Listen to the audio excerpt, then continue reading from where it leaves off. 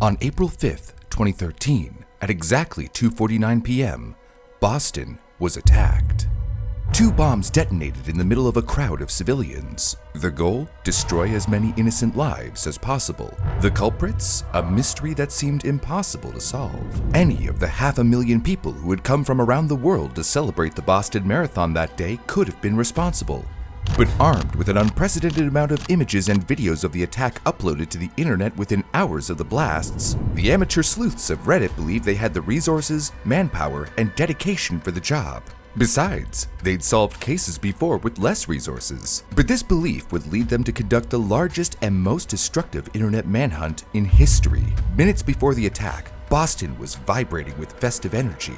It was Marathon Monday, a celebration woven deep into centuries of athletic history for the people of Massachusetts. Roughly 500,000 people cheered along Boylston Street as the world-famous Boston Marathon neared its final stretch. Cameras flashed from all angles, and finally, the moment everyone was waiting for happened.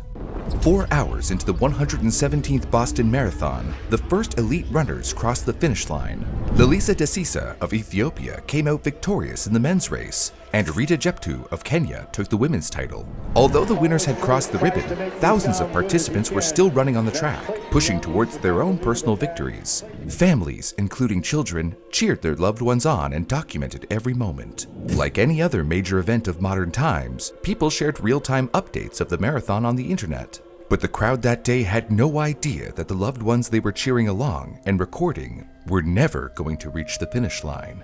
The winners, still catching their breath, were being awarded their medals when, at exactly 2:49 p.m., a loud bang changed everything.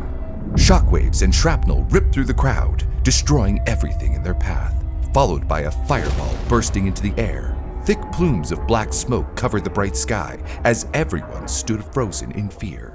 For a few seconds, there was an eerie silence where the only sound was the ringing in their ears. And then, the terrifying realization hit. The crowd erupted into panic screams. The scene looked apocalyptic, with people running for their lives. They stampeded, tripping over barriers, with some trying to drag others away from the blast area. Runners, still in their race bibs, tore through barricades to assist the wounded in any way they could. But before anyone could process the first explosion, a second blast thundered through the streets, only 200 yards from the first detonation. Near the finish line, people scrambled to find safety. Meanwhile, authorities shut down mobile networks as they thought the bombs could be triggered by cell phones. This added to the panic as no one was able to call for help or check on their families. No one knew when another explosion was going to happen or where. It could be at the very spot where people were hiding. Every discarded backpack, every trash can became a threat. Police blasted suspicious packages with water cannons and screamed at dazed spectators to leave the perimeter immediately. Runners weren't allowed to take their bags containing their change of clothes and were herded to Boston Common, 26 miles away. There, they were left shivering for several hours with no idea of what was going on. Several minutes after the blasts, the internet erupted with updates as potentially the biggest US terrorist attack since 9/11 shook the entire country. Reddit took the lead with several threads posting updates about the bombing. Amidst the abundant posts, a thread created on our news by a user named Supernova Sky stood out for its rapid live updates. No one could tell at the time, but this very thread was going to change several people's lives forever. It was used to share real-time updates of the incident as well as footage of the bombing from multiple angles since the marathon was recorded by hundreds of people at the same time. They shared valuable information in hopes of helping people find their loved ones. If anyone has friends and family running in the race, you can find their check-ins here. If you have concerns about locating loved ones, Boston has set up this line to inquire. Please call only if you have a bona fide interest in doing so and cannot locate your loved one in the race and/or in the Boston area. Everything about the incident was being updated as it was happening, with several posts each minute. WBZ field reporter at the finish line said he saw people being removed without limbs and that there were 2 that were clearly killed, at least 20 who were seriously injured. That is all from the first explosion closer to the finish line. Reporters are unable to get close to the site of the second explosion. The worst part of that is the man who falls over after the explosion. You can tell something horribly wrong just happened to his legs. Shrapnel, fear, or otherwise. Reddit is a people's platform where it's not just their own updates that become a source for information. News from reputable channels, even information from law enforcement through police scanners make their way on it. Eventually, Boston police confirmed everyone's worst fears. There were more bombs. Update 10. State Trooper Scanner says more devices potentially at Boylston and Gloucester. Another possible bomb was found at the JFK Library. If you're in the area, move. No place was deemed safe, and people were called to evacuate the premises immediately. It's the police scanner. They're requesting bomb squad to check out a post office van, directing all runners still running to leave the course. People speculated on where the explosion first came from. Everyone scanned through the footage and kept rolling in to try and pinpoint the exact location. Hearing the explosion came from an adjacent building, seeing the debris dispersion from the pictures, and I would say it came from the sidewalk, near the curb, not the buildings. Right now it seems like the explosions came from a trash can. Any confirmation of this? I heard the same thing.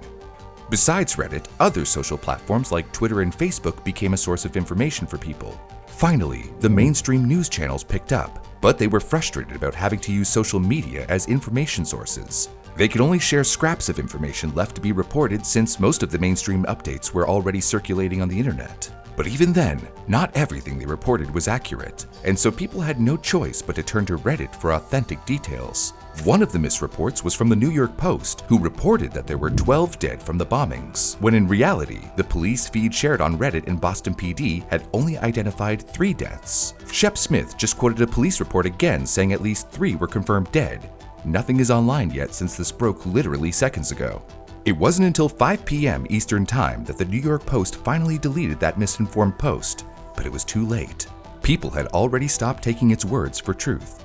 A lot of other news channels also reported on 3 deaths and over 150 people injured, but they were slower in their reports than Reddit. I am always shocked how slow mainstream news is. Their live blogging and Twitters are always behind Reddit and personal Twitters by a huge margin. r/World News is a big disappointment today. Can't believe they would remove threads with important information. Never mind, World News implies the world, aka everywhere, aka that includes the USA. Thank God for our news and the dedicated users making live threads.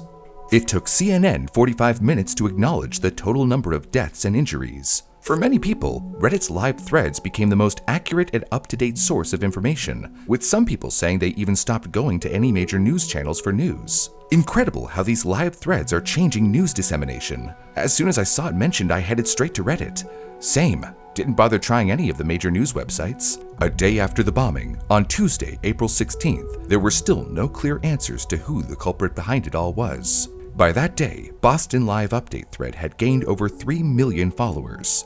Now, for those of you who are unfamiliar with how Reddit works, it is a web of forums or communities called subreddits. Think of it as a building with many rooms, each dedicated to a specific topic.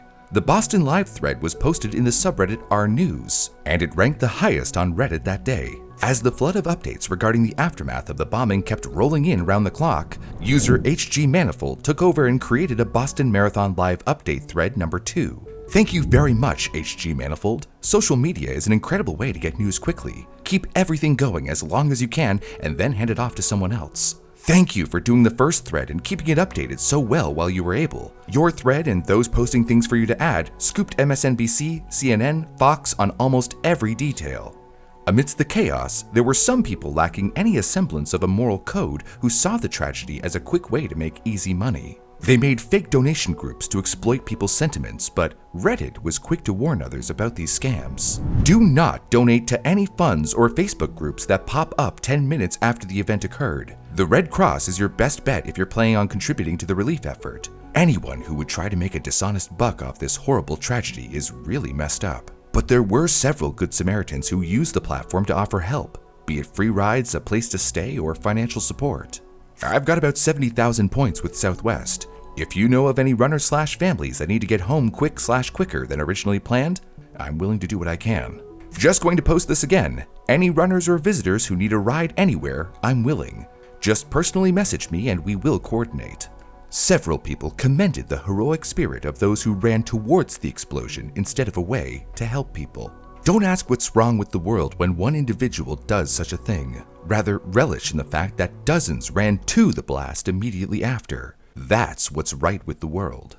NBC Sports reported that some marathon runners continued running to the hospital so that they could give blood for the injured. Meanwhile, conventional news networks began reporting key findings from the blast site. Investigators had recovered fragments of black nylon bags, each suspected to have carried a bomb. What shocked everyone was that they weren't regular explosives. Both were improvised explosive devices, or IEDs. That same day, Richard Delors, the FBI special agent in charge of investigating the bombings, held a press conference. He shared essential updates regarding the ongoing collaboration between the FBI and Boston Police Department in analyzing the explosion site. He promptly reassured the public that, given their resources, they would surely find the culprits behind this catastrophe. However, he also said it was the public that could potentially speed things up. Seeing the massive influx of information from social media platforms such as Reddit, he asked the public for help. He highlighted how they had set up 1-800-CALL-FBI so people could reach out to them directly if they had any useful information to potentially aid in the hunt for the people responsible for this tragedy. The FBI JTTF is logically following up on a variety of leads. You will see us and our law enforcement partners interviewing maybe your neighbor or coworker or even yourself in coming days. We encourage you to please cooperate with law enforcement authorities. Reddit users took this appeal to heart, like a corps commander had summoned their most vigilant warriors to find an enemy of the nation. Both our news and our Boston were filled with people ready for the hunt. They encouraged everyone to share any videos or pictures they had with the FBI, repeating the authorities' words that no evidence was too small. But this desire to help would soon morph into something dangerous. When the New York Post and Fox News reported on authorities catching a dark-skinned Saudi as a possible suspect, it was all over the media within seconds.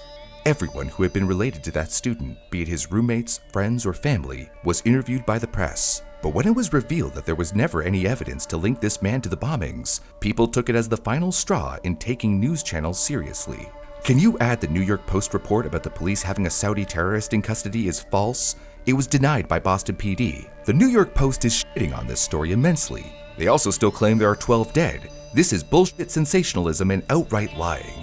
This cemented their belief that Redditors were the only ones who could provide valid updates and potentially help find the real bombers. But what was supposed to be a diligent assistance to the FBI soon turned into vigilantism, and the byproduct of that was a subreddit named r/FindBostonBombers.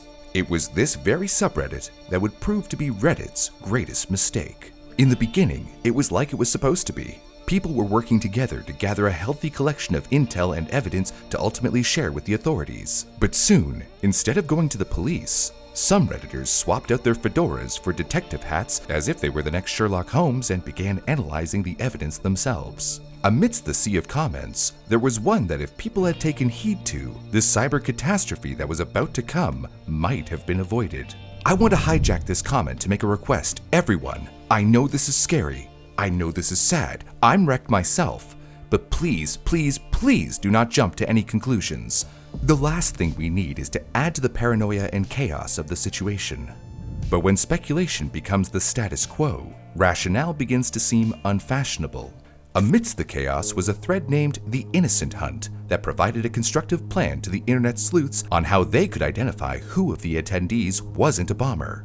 I made a point in another thread that a good use of Reddit sleuthing skills would be to find people after the blast with black bags. According to the poster, it was a better alternative to the current witch hunt. And there was some sense to it. People had their backpacks on before the blast. If they still have them on afterwards, they're more likely to not be the bombers since the bombers would have dropped their bag with the bomb in it. The internet detectives quickly began scrutinizing screenshots from footage and circling any man they deemed suspicious. Any man with certain expressions or with a black backpack became a target. There is also a guy in a dark aqua jacket with an olive green cap in this photo who is wearing a black backpack after the blast. Guy in white hat at second bomb location, ID'd on TV. Redditors have placed him on a block down from blast in the video. But some sleuths dived even deeper. Not to be a but let's just say those who are innocent and have a backpack after the blast, what's to say they didn't drop off the bomb and to avoid suspicion, pick up another random backpack that looks like the one like the bomb to avoid being picked off? Seeing the mayhem, the mods of r/FindBostonBombers decided to make a list of strict rules to avoid a situation like Richard Jewell from repeating. I've been thinking about him a lot, and how similar his story is to the Saudi victim who was persecuted by the entire world yesterday. If anyone is Richard Jewell, it's the poor guy in the hospital who got tackled by bystanders, his home searched by the cops, and his roommate grilled for hours. That's your Richard Jewell. Richard Jewell was a security guard working at the 1996 Summer Olympics in Atlanta, Georgia. On July 27th, during a concert at Centennial Olympic Park, Jewell spotted an unattended backpack under a bench. He alerted police and helped evacuate the area. But within minutes, the bag exploded, spraying shrapnel towards the crowd. One person died directly from the blast, another from a heart attack, and over 100 people were injured. As it turned out, there had been 2 pipe bombs inside the backpack. And had Richard not alerted the police in time and began the evacuation protocol, who knows how many more people could have been injured or killed. The media hailed him as a hero, someone who had saved an indeterminable number of lives. That was, until the FBI began considering him as a possible suspect. When this fact was leaked to the media, it led to an accusation frenzy. He was vilified publicly, hounded by reporters, and surveilled by law enforcement for months, despite no solid evidence against him. The only reason they put him on the radar was that he apparently fit the loner stereotype of someone who might plant a bomb to later become a hero. By October 1996, the FBI finally cleared Jewell of all suspicion, but the damage had been done, and his life had been forever altered. Public speculation can become an uncontainable force of chaotic destruction if left unchecked. Thus, a set of rules to keep the internet hounds reeled in was crucial. Within 24 hours of the Find Boston Bombers subreddit's creation, the following rules were implemented. 1. We do not condone vigilante justice. 2. Do not post any personal information. 3. Any racism will not be tolerated. 4. Theories are welcome, but make sure you fact-check your sources. 5. Remember, we are only a subreddit. We must remember where helping ends and the job of professionals begins. 6. Do not make any images viral. Limit reposting images outside of this sub. 7. Finally, keep in mind that most or all of the suspects being discussed are, in all likelihood, innocent people, and that they should be treated as innocent until they are proven guilty. These rules did prevent people from using names, but it didn't stop them from circulating people's pictures around. One posted that it must be the guy in the blue fleece because he's holding a bag, while the other refuted him, saying the bag didn't seem heavy enough. The guy with the fleece can't be him. You don't hold a 50-pound bag in one arm like that. The bag he is holding is very light. But even after the Reddit mob would consider someone innocent, it wouldn't be the end of it. They'd just make a meme out of that person instead. On a related note, the suspicious individuals that we've identified that don't end up being suspects, can we make them memes instead? Bad Luck Blue Fleece carries the belongings of his friends that are running in the race for them, fingered as bomber suspect because he gave them their stuff back after they finished. On this subreddit, somehow everyone was a criminologist, a journalist, and a judge all at the same time. One would think that something like this should be happening behind the closed doors of FBI headquarters. But in this case, everything was out in the open, and the entire world was seemingly involved. Despite strict rules, there were still people who made stereotypic remarks in the guise of opinion, and many who were openly racist, adding to the paranoia with their strange theories. When Supernova Sky, the original poster, or OP for short, of the Boston Marathon's live thread number 1, saw the Find Boston Bombers subreddit going viral, he tried his best to make sure his original thread remained separate. In his words, there was nothing new in that subreddit. People kept analyzing existing information, and it was this very analysis that soon led to a whirlwind of false information. The official investigators continued to urge the public to share any lead with them, but this encouraged Reddit sleuths to dig even deeper. If the culprits were still not identified, it meant that they needed to do more. They weren't going to wait for the FBI or major news to share actual images of suspects first. According to them, hundreds of people with access to public media resources would be more efficient than a bunch of specialized investigators. Now, Reddit had over 14 million monthly visitors at the time, so any picture, video, or post that gained traction on the website received similar attention as being printed on the front page of the New York Times newspaper. Twitter users with large followings would take updates from Reddit and share them on their account. From there, news channels would often pick up the information and spread it further. Several media platforms began forwarding the popular theories circulating on Reddit. It ranged from a dynamic duo of white hat guy and blue shirt guy to torn jeans guy. As theories spiraled out of control, people began questioning what the moderators of Find Boston Bombers thought about them all. In an interview with Vice, Chris Reeves, one of the moderators of Our Fine Boston Bombers, shared his remarks on the more popular ideas. "What do you think of So Rad's 13-man theory?" asked the interviewer. "I was actually about to comment on that before you called. We need to be careful about jumping to conclusions. His theory shows that he's clearly suspicious of Arab people. Personally, I wouldn't want to see any Arab Americans being singled out just because people jump to conclusions," Chris replied. "What's the story with the blue-robed man?" came the next question. "There's blue-robed man, white hat black jacket guy, blue duffel bag guy, both in the photo below, green hat guy, and a bunch of others. Personally, I think blue-robed man could just be a guy with bad fashion sense trying to walk through a crowd. For the most part, a lot of these people just look like regular guys hanging out. But you never know," Chris shrugged. And finally, they asked, "I saw your post about this guy. It seems like anyone with a backpack is a suspect. Is that right?" To which he replied, "Well, it certainly doesn't hurt to be looking at people wearing backpacks around the time of the blast." And as if they hadn't done enough damage, New York Post made another unverified publication. The white hat guy and blue shirt guy were put in a poster with "Bagmen. Feds seek these two pictured at Boston Marathon" written all over it. It was 16-year-old Salahuddin Baroum and 24-year-old Yassin Zami. And after being harassed by the people who believed the New York Post's article, the two went straight to the police station in attempts to clear their names. Law enforcement soon assured the public that they had never been considered suspects, and both innocent men later sued New York Post for putting them as a target for scorn, hatred, ridicule, or contempt. And just like this, more and more people fell prey to the ruthless cycle of the media promoting unverified news for the sake of updates. And people blamed Reddit for every misidentification. Rather than have reputable media outlets take their fair share of the blame, it was easier to just put all of the blame on a platform where users had nearly complete anonymity for what they said or shared. Meanwhile, as Redditors were occupied combing through pictures and footage, Jeffrey Bauman, a runner who had lost both of his legs in the blast and now laid barely conscious at the Boston Medical Center, revealed a tip that narrowed down the investigation 1,000-fold. Since the attack, authorities had been collecting samples of evidence from be it bloody clothing, fragments of torn backpacks, pieces of shrapnel, and so on. But they still had no direction towards a sure lead that could help identify the bombers. That was until Bowman gained enough strength to be able to scribble out a message. "Bag. Saw the guy. Looked right at me."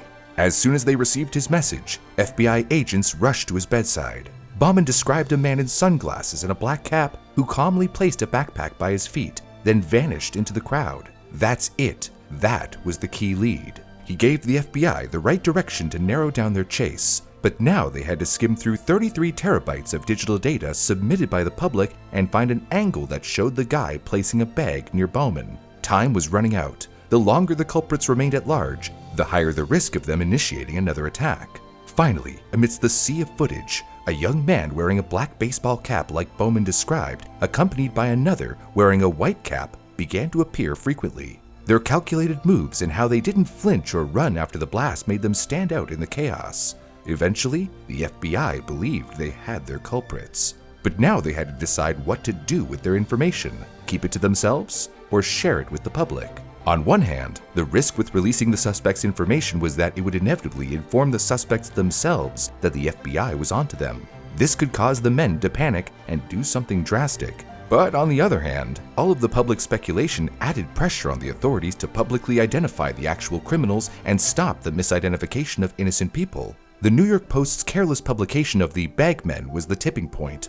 The FBI knew they couldn't stay silent any longer. The internet and traditional media were turning the manhunt into a circus. By showing the public exactly who to look for, the FBI aimed to shut down the noise. President Obama was shown photos of the two suspects, and while he didn't block the release, he offered one simple warning: be sure they're the right ones. On Thursday, April 18th, at exactly 5 p.m., the FBI released photos of their two suspects in a press conference. Suspect 1 was a man with a black cap, and Suspect 2 was a man with a backward white cap. Once again, the authorities encouraged the public to help identify these suspects. But this time, it wasn't just a call for the public's assistance. It was a strategic move to regain control of the narrative. For the first time since 9/11, there was a record-setting web traffic jam at the FBI.gov website after the photos of the two suspects were released. News channels like CBS further fanned the flames with headlines such as, "The FBI says the suspects will be caught by the public's help and the public's on it."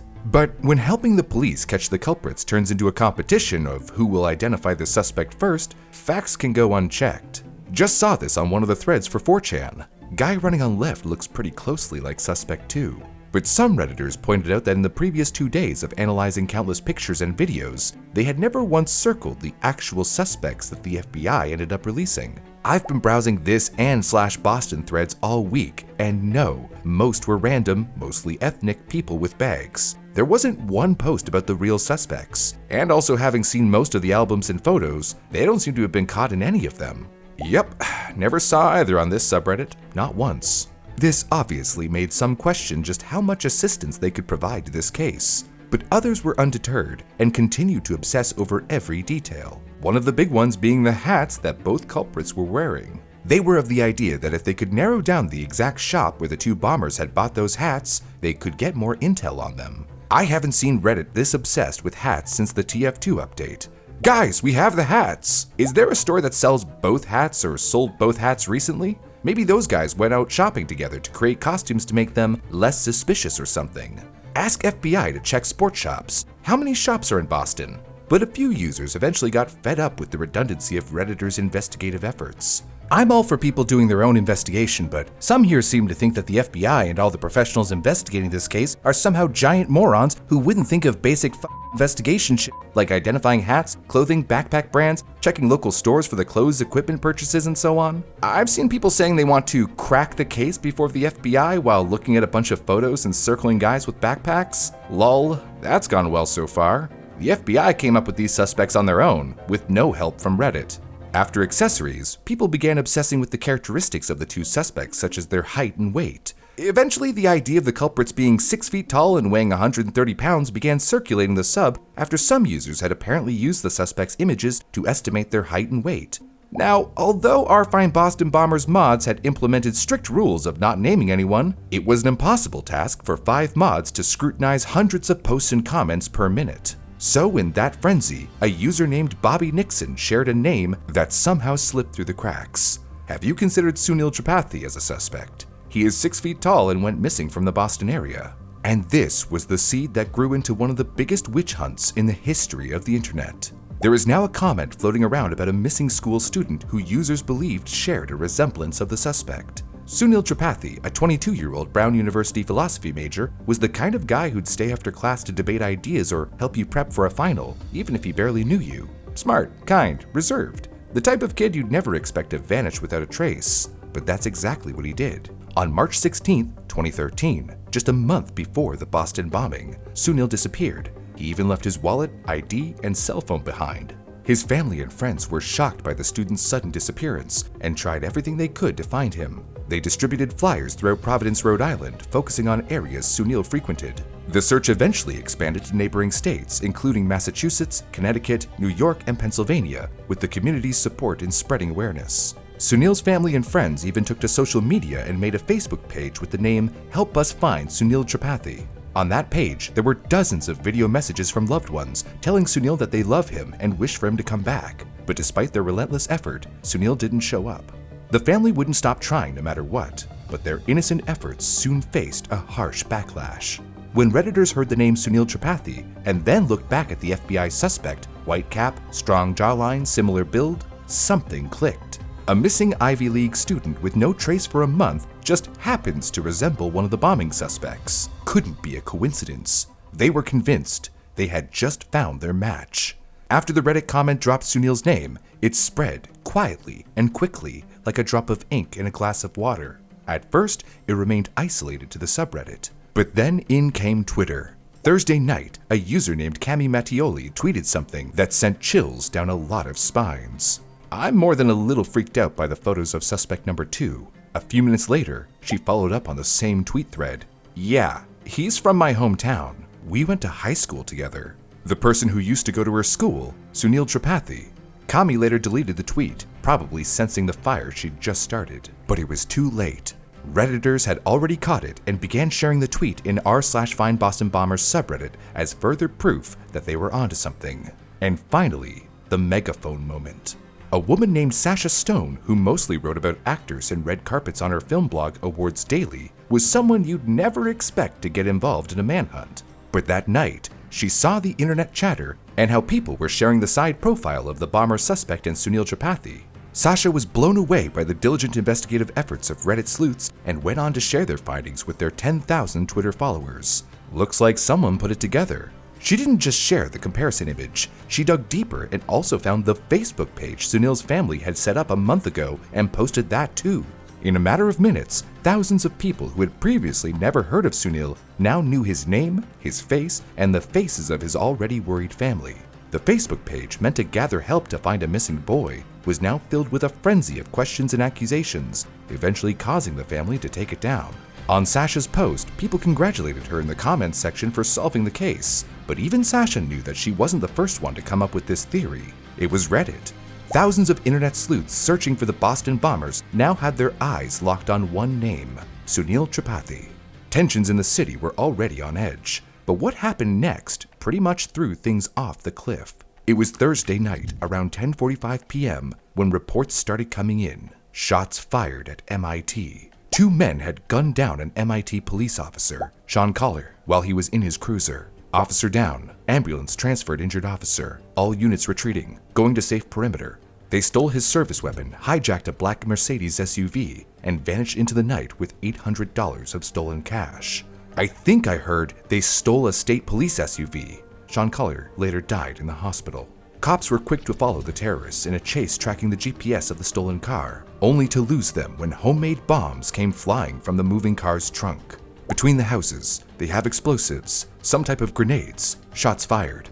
The scariest before was hearing the fear in the officer's voice as he was screaming, "Shots fired! Shots fired! Holy shit! Explosions! They have explosive like some kind of grenade!" The authorities held a short press conference in the parking lot of a mall in Watertown to share updates on the shooting. The suspects had driven deep into Watertown to avoid the police, but they could only run so far. Then, a chilling tweet came like a verifying stamp on anyone who questioned the actual identity of the bombers. A user named Greg Hughes tweeted, "BPD scanner has identified names. Suspect 1, Mike Mulugeta. Suspect 2, Sunil Tripathi."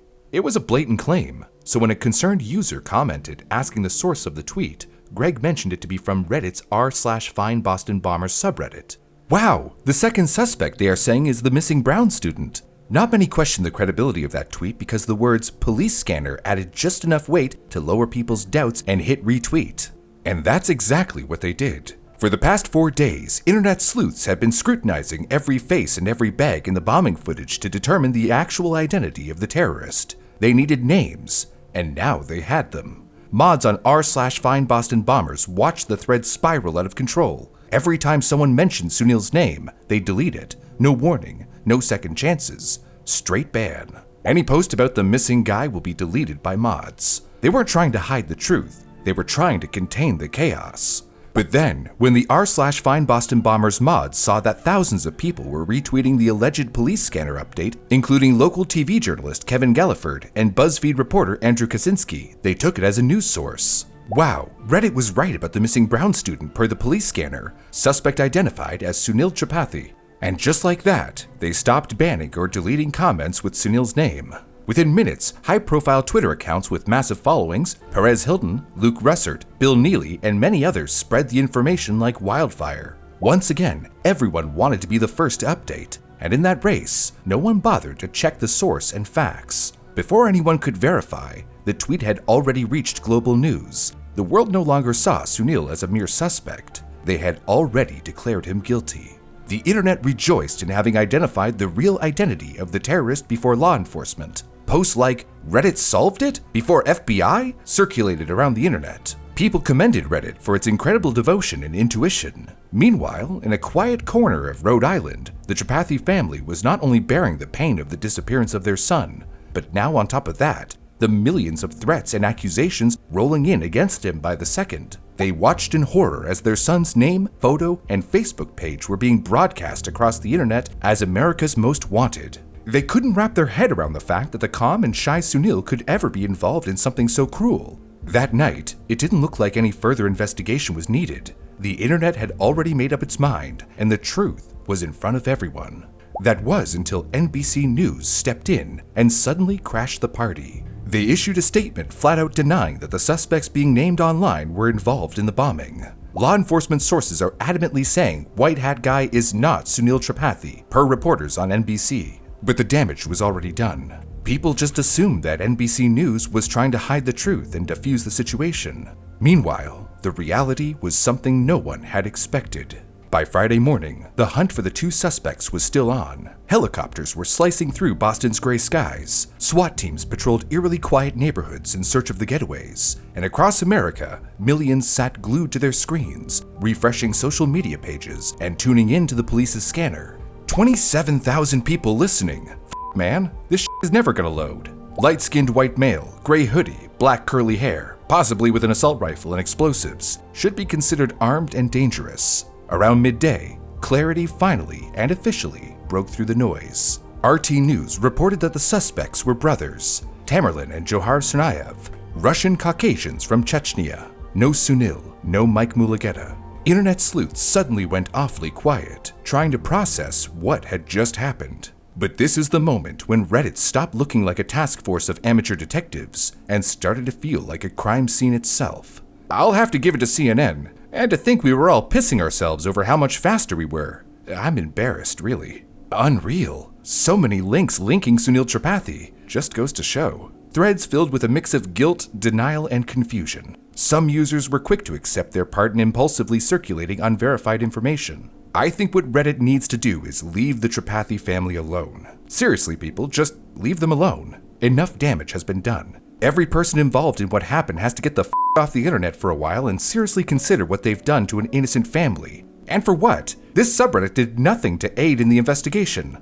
The media threw up their hands with indignation when questioned on the part they played in the blatant spread of false information, and just like every other time, they put all the blame on Reddit. Seeing the global backlash that Reddit and especially the subreddit r/FindBostonBombers was facing, its founder, Oops777, posted in defense. Just a reminder, we did not allow any information on the missing person. It came from our Boston, our news, and Twitter. We did not know of the pictures spread around the media of the blue jacket guy. They were from another source. Stop blaming this subreddit for everything to do with incorrect info. He further highlighted other news channels and subreddits responsible for spreading misinformation. NY Post posted images of the blue jacket guy that had never been seen before on Reddit or 4chan. They reported that they were released by a police office or government official. We deleted all mention of him a full 12 hours before the pictures hit the front page of the newspapers. The missing person was speculated about on our news, our Boston, and 4chan. Even before the scanners mentioned him, we removed any posts of him immediately. When he was mentioned on the scanners, it was tweeted by @Newsbreaker and went viral. It was mentioned on our Boston, not this subreddit, as people seem to think. You can argue about whether you like this subreddit all you want, and maybe you have some points in other areas, but these are the facts. So please stop pinning things on this subreddit that came from Reddit as a whole, Twitter, and or the media. We were deleting these posts despite being heavily criticized at the time for censoring facts when the police scanners released those names. The whole of Reddit and Twitter believed it. When it's deemed incorrect, everyone turned on this subreddit. Some people called the founder out for denying complete accountability, while some showed remorse for what they had been a part of. Don't take the attacks personally, but there were definitely threads about Sunil in here. And though you mods have tried your best to keep on top of things, you haven't had perfect coverage. This subreddit is, of course, just one point in the chain of misinformation, but that doesn't fully excuse it. That said, some of anti-Reddit stuff in the mainstream media is a bit heavy-handed. But, well, finger-pointing with poor fact-checking seems to be rather the norm in media old and new. Well said, it is hard to write a story attacking the internet, but it is easier to attack Reddit. This subreddit was a failure. We didn't find photos of the bomber. We didn't identify the bombers after photos were given to us. Rather, we did ruin several innocent people's lives. We did torment Sunil T's family during such a difficult time. We did find out what kind of hats they were wearing. Meanwhile, the hunt for the real culprits intensified as the bombers drove through Watertown and engaged in a fierce shootout with law enforcement. Everybody behind cover until clear. Cop says suspects were definitely firing long guns, not handguns. Dude must be low on ammo now and has local and state cops, feds, and perhaps other forces on his trail. I'd wager he doesn't have much chance of escape. One in custody and one held at gunpoint. At this point, Johar had jumped into a stolen SUV, determined to escape, as officers tried arresting his brother, Tamerlan, by pinning him to the ground. Johar slammed the accelerator to the floor, straight toward them. He didn't slow down. He didn't swerve. And in that blind panic, he ran over his own brother. The SUV crushed Tamerlan's body and dragged him nearly 30 feet, tearing across the pavement as officers dove out of the way. But he didn't pause and contemplate what he had just done. Johar simply kept driving, trying to get as far away from the authorities as possible. Half a mile later, he ditched the SUV and vanished into the night on foot. Police on scanners said the SUV was abandoned. He was asking the helicopter to light up where the SUV was abandoned. One suspect going to Beth Israel. Tamerlan was later pronounced dead at the Beth Israel Medical Center, killed by his own brother. I've been listening the entire time. These guys attacked cops with hand grenades and automatic weapons and had explosives. They got one suspect and one is on the loose and is a Middle Eastern looking male, 2 officers down. With Johar still at large, authorities imposed a lockdown on Boston, urging residents to stay indoors. A 20-block perimeter was established in Watertown, with officers searching each house and backyard. The normally bustling streets were eerily silent as the manhunt expanded. It was as if the country was under martial law. People kept sharing their thoughts and updates on Reddit. This is like having 5 stars in GTA in real life. This kid has an entire army searching for him. How he has evaded capture is blowing my mind. As evening approached, the lockdown was lifted, and residents began to cautiously step outside. No one knew where Johar could be hiding, or if/when he would strike again. Then, suddenly, a call came from a man named David Henneberry. He was a homeowner in Watertown and had noticed that his shed's door was open. The tarp covering his boat was out of place, and there was blood on the tarp. When he lifted it, he was shocked to find the wounded Johar Tsarnaev inside. David immediately alerted the authorities. A police helicopter equipped with thermal imaging confirmed movement within the boat. Officers surrounded the area, and after a tense standoff, Johar was apprehended and taken into custody. Later, all the tireless effort of FBI's unsung heroes was unveiled. While the internet was busy accusing the wrong people and feeding conspiracy fires, official investigators worked to find the truth based on real evidence. The FBI, alongside the Boston Police, Massachusetts State Police, and ATF, had locked down 12 square blocks near the bombing site. For 9 straight days, they combed over every inch, and the evidence they found, it was massive.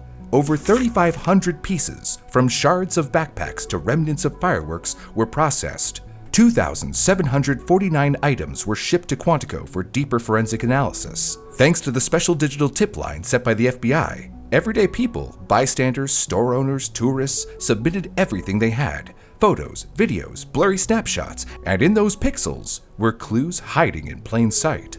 Behind the scenes, linguists spent 2,500 hours translating foreign messages and emails, piecing together a psychological profile. Analysts worked through the night, following paper trails, digital footprints, and phone records. And they didn't just identify the bombers, they even tracked down their accomplices. 2 friends of Johar Tsarnaev, Diaz Kerebiev and Azamat Shekeov, tried to erase evidence after the bombings, dumping a backpack containing a laptop and fireworks. Another associate, Robel Philippos, lied to federal investigators during a terrorism probe. But as it often does with crimes of this magnitude, justice found its way. Soon, they were all hunted down and charged. A wave of celebrations swept across the media as people rejoiced over the capture of the real villains. The Tsarnaev brothers' capture put the final stamp in proving that Reddit was wrong. For days, the internet had zeroed in on an innocent student, Sunil Tripathi. But the Reddit sleuths struggled to move on from the situation. His family were struggling to come to terms with his disappearance, did not show any resistance, and they were hunted by everyone on the internet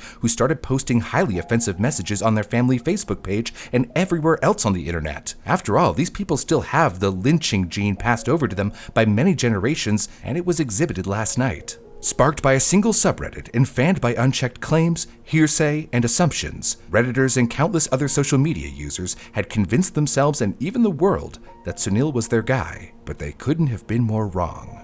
Even public figures like the Chief Minister of Jammu and Kashmir chimed in. In spite of the Sunil Tripathi fiasco, social media users will still believe in a God-given gift to post first and confirm later. But now, there was still one question burning in millions of people's minds.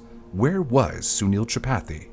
Realizing the extent of distress that Reddit had caused to Sunil's family, on April 22nd, r/Find Boston Bombers moderator Chris Reeves posted a public apology onto the subreddit. I'd like to extend the deepest apologies to the family of Sunil Tripathi for any part we have played in passing along information that has turned out to be faulty information. We cannot begin to know what you're going through, and we're truly sorry. Several users, Twitter users, and other sources had heard him identified as the suspect. This has not been confirmed. We were mistaken. This event shows exactly why the no personal information until confirmation rule is in place. For the privacy of Sunil and his family, I ask that users here please remove any and all links about him. Thank you. Edit. And for those who might be interested, he linked back to the original subreddit r/helpfindSunil as if trying to undo the damage. I agree, no detective work, but maybe help spread the word, spread the truth, and leave supportive messages on their Facebook. Family of Missing Brown Student updates Facebook page with touching new message. Reddit definitely owes something to the family after what they had to go through the last couple of days. Kami Mattioli, who had tweeted about having studied with Sunil in high school and falsely identifying him as the bomber in the FBI suspect photo, also wrote, "I want to issue a formal and public apology to the Tripathi family for my tweet about possible resemblance may have caused." Another user wrote, "We all need to look at what happened and make sure that in the future we do everything we can to help and not hinder crisis situations." The same day, Brown University also posted an announcement. A student-led event was planned for the next morning. Lend Your Hand, a campaign where students would gather on the college green, write messages of hope and love on their palms, and share those images online, in hopes that someday, somehow, it might bring Sunil home. Sanjita Tripathi, Sunil's sister, put it simply, "This campaign is designed to keep the momentum going, but in a positive way, to advance the search for our missing brother. It was an innocent attempt to rewrite his story, to replace suspicion with compassion. This time, the internet would not be used to tear someone down, but hopefully help bring them home." However, just as the family began to feel a sense of hope in finding Sunil, it was shattered a few hours later. On April 23rd, a rowing team from Brown was paddling through the Providence River. What was supposed to be a regular practice run turned into a heart-wrenching nightmare when they saw someone floating near India Point Park. It was a dead body, cold, still, unrecognizable. It was clear that it had been underwater for weeks. 2 days later, the dental records confirmed what no one could believe. It was him. While the world pointed fingers and plastered Sunil's face across headlines, his body had been laying in the Providence River. What shook the whole internet even more was that he had taken his own life weeks before the bombings even happened. The Tripathi family later confirmed that Sunil had been struggling with depression. It had been a silent weight on his shoulders, one he carried alone until he couldn't anymore. The day he disappeared, he left behind a note that showed his intentions. They released a statement that cut deeper than any headline ever could. "As we carry indescribable grief, we also feel incredible gratitude. To each one of you, from our hometown to many distant lands, we extend our thanks for the words of encouragement, for your thoughts, for your hands, for your prayers, and for the love you have so generously shared." But then they said something no parent should ever have to write. "A tremendous and painful amount of attention has been cast on our beloved Sunil Tripathi in the past 12 hours. We have known unequivocally all along that neither individual suspected as responsible for the Boston Marathon bombings was Sunil. Despite Redditors admitting to their online witch hunt and sharing multiple apologies, they could never fully compensate for what Sunil's family had to go through. Apologies don't rewind time. They don't erase the impact of an angry mob hurling hateful comments and cruel accusations." Brown University's president, Christina H. Paxson, remembered Sunil not as the face of an internet frenzy, but as the person he really was. Serious, thoughtful, intellectually curious student and a brilliant writer. She further commended him for his exceptional skills in playing the saxophone. But in terms of the real Boston bombers, one question remained. Why would two young men do something so horrible? In the days following Johar's capture, reports revealed the brothers' intentions behind the attack. Johar had scrawled a note on the interior wall of the boat, justifying the bombings as retribution for U.S. military actions in Muslim countries. He referred to the Boston victims as collateral damage, drawing parallels to the casualties of wars abroad. Ultimately, he was convicted for multiple offenses and sentenced to death, a sentence that he has been subject to ongoing legal appeals. What appalled the people of the United States even further was that it seemed as though the Boston bombing as a whole could have been avoided. Tamerlan and Jahar Tsarnaev, unsurprisingly, came from a turbulent background. Raised in the fractured Republic of Chechnya, a war-torn region in southern Russia, the brothers had fled with their family and settled in the United States nearly a decade before the bombings. But while Johar seemed to be adjusting as a student on scholarship, Tamerlan was on a different path entirely. In 2011, the Russian government even sent a warning to the FBI, keeping the brothers' concerning backgrounds in view. A warning that, if taken seriously, could have changed the story entirely. The FBI did look into it. They summoned the two brothers for an interview and monitored their activity, but they found nothing, or at least, nothing they could act on. And then, In 2012, Tamerlan went back. He spent 6 months in Dagestan, a volatile region bordering Chechnya. He also spent 2 days in Chechnya itself. When he came back to the US, something was different. He had adopted radical views, and that became evident when 3 people were killed and over 180 were hospitalized. Senator Lindsey Graham demanded to know, why wasn't more done? Why didn't we catch this? He argued that Tamerlan's online activity, his visits to radical websites, should have raised red flags that he was being brainwashed by extremists. Senator Susan Collins further echoed the concern, pointing to cracks not just between agencies, but even within the FBI. But at that moment, none of that mattered to the victims of the bombings, their families, and Sunil's family. The damage was already done. Sunil's story is more than just a footnote in the Boston bombing. It was a reflection of how chaos spreads when a rabid hunger for justice is put above truth. He was falsely accused not by evidence, but by rumors and hearsay, amplified by the careless actions of people who thought they were helping, or perhaps worse, people desperately trying to be a hero out of self-importance. This misinformation catastrophe wasn't just the fault of Reddit threads and viral tweets, though. Traditional news media, the industry which is sometimes seen as a gatekeeper of verified information, played a role as well. In its race to break the story, it published unconfirmed theories as fact time and time again. The Boston bombings didn't just expose the suspects, it exposed how both old and new media can twist the truth when attention is viewed as more important than accuracy. In the end, it's not about which platform is worse, it's about the cost of carelessness, and in this case, that cost was catastrophic. If you found this story eye-opening, please consider clicking the like button and subscribing to our channel. It's the best thing you can do to help us keep making more videos. Like this one about how the internet hunted down the 2 anonymous Domino's employees who terrorized America with their sickening videos.